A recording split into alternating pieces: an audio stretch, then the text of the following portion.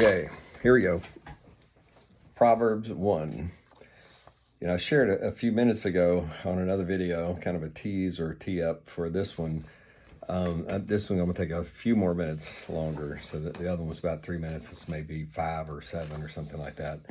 But the point being is to get you into the same stream that I'm feeling that the Lord is bringing between now and the election. So let me take you back.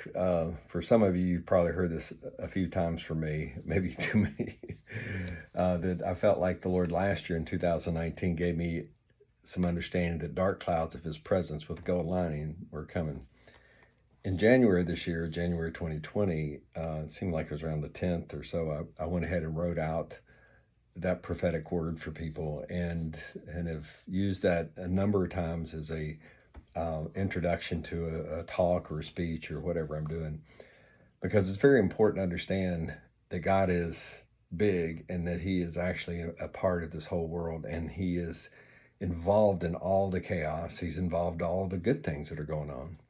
For example, you've probably all heard about riots in America or in Hong Kong, or the locusts that you may not even heard of that was rampaging through Eastern Africa, the East Coast side, and had gone up actually into into Asia. And it was just a lot of things going on with the pandemic and so forth. But also, day by day, we're also hearing tens of thousands of people coming to the Lord Jesus Christ. You rarely hear that, but it's happening in every country around the world. China is just, I heard the other day, I haven't checked on this for sure, but it makes sense to me that there are more Christians in China than there are in the United States. And if you think the population of China is having over 1 billion people, and then you can kind of get there and say, whoa, well, even, 200 million, if there are 200 million Christians in America, you could easily plant that inside 1 billion over in China. So that being said, all I'm saying is that this year in 2020, the dark clouds of chaos and confusion and distortions and disruptions are here. But God was telling me, it says dark clouds of his presence, and he is in the midst of it. Doesn't mean he created all of this. Man has his way of creating a lot of problems. And Satan is behind the scenes, being his little puppet master kind of guy, that he is, as it says in Ephesians 6, that we wrestle not with flesh and blood, or the people that we're, dialoguing with and having challenges with sometimes. But it's Satan behind the scenes trying to destroy mankind, as we hear in John 10:10. So that being said, that's kind of the setup for this. And so I felt like the Lord was saying, begin to proclaim wisdom onto the earth, because God wants to showcase himself as Father and the Father of wisdom. So let me just, encourage you to read. If you want to read along with me in the days ahead, you can start reading through Proverbs. I'm going to highlight certain quick things as I go through them. I'm not going to do an exhaustive etymology of a lot of words and a lot of background information on Proverbs. So I assume most of you will be familiar with the Proverbs. When I was younger and getting started in Christianity, one of the stronger verses that rang true to me was the fear of the Lord is the beginning of wisdom. And I still use that terminology. And you're going to see tonight that I've got a couple of different versions that'll kind of tweak that. And I'll just share with you what the Lord shared with me. He said that these dark clouds are creating fear intentionally on his part, and he's letting Satan create his fear. But God is orchestrating fear so that all of us have to pay attention to what's going on. When there's something that makes us fearful, our emotions get involved, our brain gets alert, and we focus on what's going on. And so God is trying to get our focus and saying, okay, which way are you going to go here? Are you going to fear, let's go this route, go fear man and the circumstances? Or are you going to fear him, fear God, and trust him for the outcomes that are coming? Most of us tend to initially want to go towards the fear of man and the circumstances just to get safe somehow, and when a storm comes, we want to hide in the basement. Totally good. In this case, when fear comes at you, my encouragement, and this is why Proverbs is the big fear of the Lord is the beginning of wisdom, and not just earthly wisdom. we want to grab and pull down the wisdom of heaven. So let's read in Proverbs 1, it says, in verse 7, it says, how then does a man gain the essence of wisdom? Now, this is in the Passion Translation. He says, when we cross the threshold of true knowledge, when we live in obedience and devotion to the one true God. Now, and I'm reading up here on the New Living Translation, it says, the fear of the Lord, which is the way I kind of remembered it, is the foundation of true knowledge. But fools despise wisdom and discipline. So when you're looking at the world and you're looking at the fear that's coming at many people, you can begin to see which way they're heading. It says the fools. Now there's some words that have been displaced in America, particularly. One is that there is no sin. Sin is kind of erased. Like there's no sin.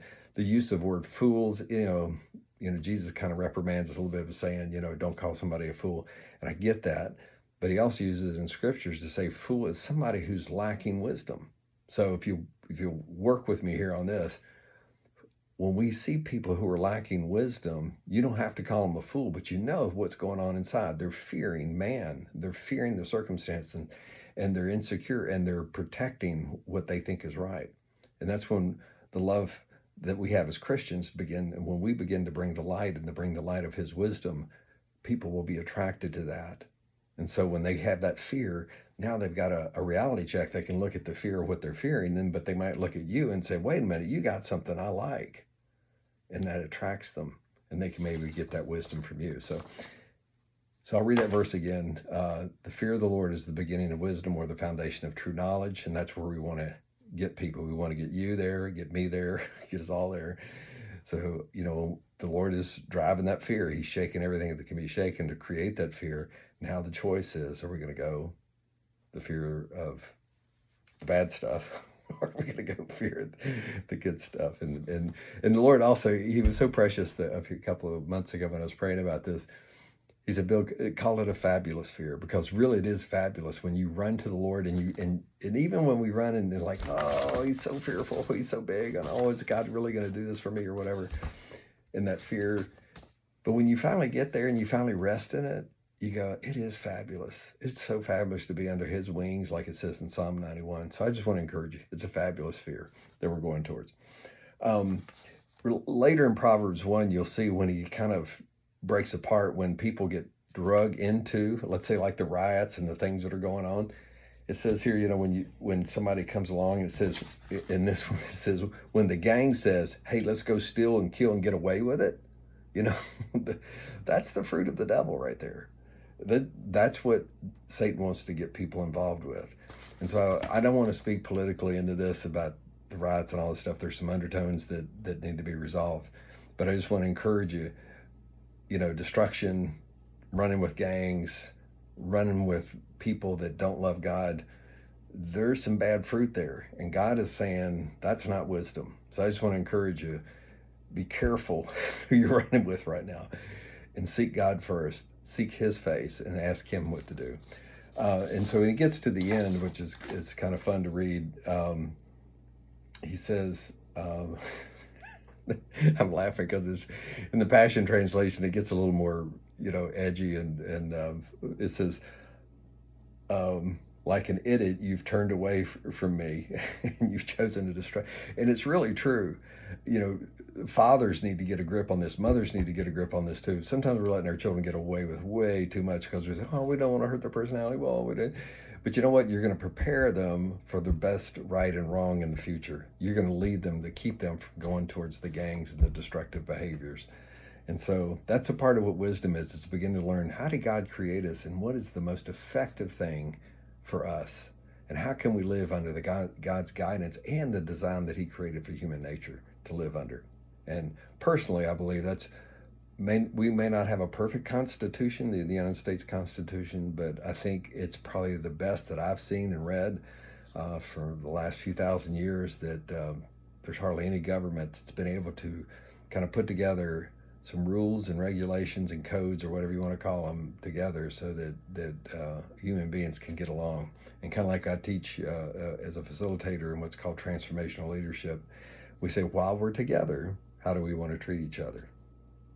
And then, we get that agreement with everybody, and then we say, now, if somebody falls out of line with that, what we just agreed on, how do we want to help bring solution to maybe that person that's got a problem that's agitated in the situation? So we work through those things. So that's I think the Constitution has a lot of that embedded in it. And so anyway, Proverbs 1, we didn't do an exhaustive study of, but I think you get the feeling of where we're heading, that the bottom line for this series is to draw you closer to God, to seek his wisdom. And you'll see me go back to James at times. It'll say there's an earthly wisdom, and then there's a divine wisdom. And in James, in the New Testament, it really it is a striking contrast. And in James, he's actually kind of keynoting, we'll say, when a carnal person, a person doesn't really know God or even have God in their life, that's the showcasing of the wisdom he's bringing, which is, he says, it's demonic, it's coveting, it's got a lot of selfishness in it. And he says, but godly wisdom, you'll see the elements of that. So we'll talk about that later. But anyway, God bless you tonight. Thank you for listening. And let's stay tuned to God and see what he's going to do to bring his wisdom on this earth. See you later.